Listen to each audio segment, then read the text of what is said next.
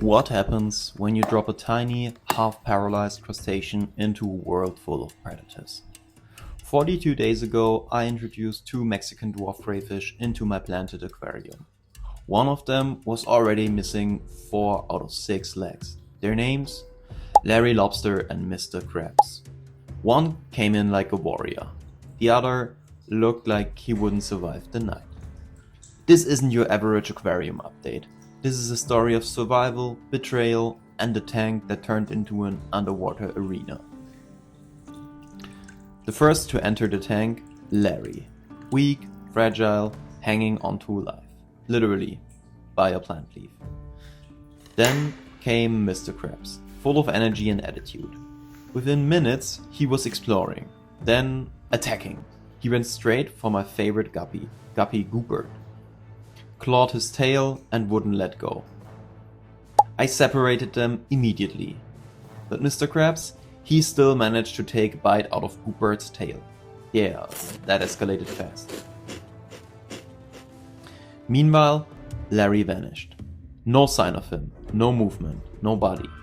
For 10 full days, I had no idea whether he was dead or evolving.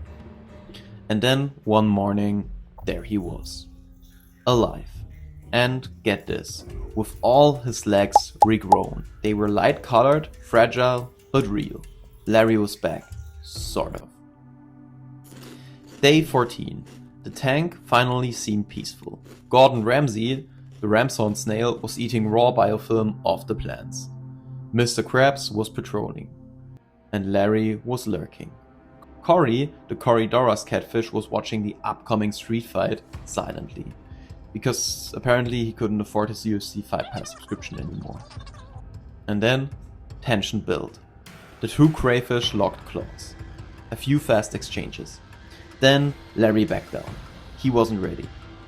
While all of this was happening, Gordon Ramsay, the ramshorn snail, cleaned the other side of the tank. Apparently, it is fine that the biofilm he's eating is raw. Fucking raw! Before I continue, tell me this. Why do you think Larry lost the fight, even after regrowing his legs? Drop your guess in the comments. I'll be replying to every comment personally. Larry disappeared again. Another 2 weeks passed, and then I saw him. But not how I hoped. He was upside down, struggling, barely moving. Snails were passing him like he was standing still, and the video that you're seeing was 30x speed. The next day, gone again. Day 40. He showed up one last time, but it wasn't Larry anymore. It was a snail feeding on what was left of him. Larry died, a full month after entering the tank. I didn't remove him, nature took its course. By day 42, all that remained was his shell. Every part of him had been recycled. Now, Mr. Krabs is the only crayfish left. He still roams, still fearless, still snatching food like he owns the tank. Goobert, by the way, made a full recovery. His tail, glorious again. He's a fighter too, but the tank feels different.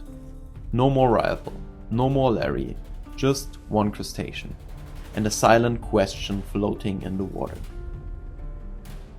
Why do you think Larry didn't make it? Was it the initial trauma, a failed mold, or was Mr. Krabs too dominant? Let me know in the comments below. And here's the real dilemma. Should I get another crayfish, give Mr. Krabs a tank mate, or a new rival? Please vote in the poll in the community section of this channel.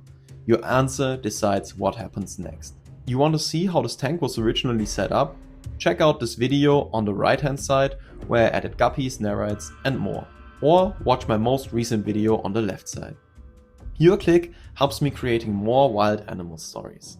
And trust me, this tank's drama is just getting started.